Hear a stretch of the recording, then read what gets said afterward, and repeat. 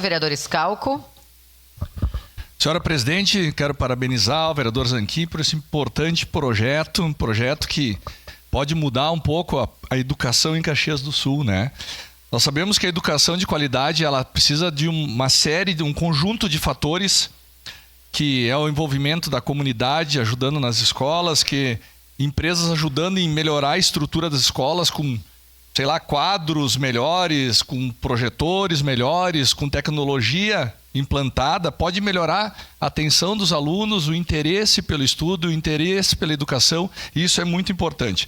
Então, se melhorarmos as instalações, a escola como um todo, ela fica atrativa para os alunos ficarem lá, aprenderem, se sentirem no ambiente muito bom e agradável, né? Então, professor Zanquim, parabéns pelo projeto, um projeto importante para Caxias do Sul, votarei favorável, e nós precisamos dar essa atenção especial para a educação, que é a base de toda a sociedade. Obrigado.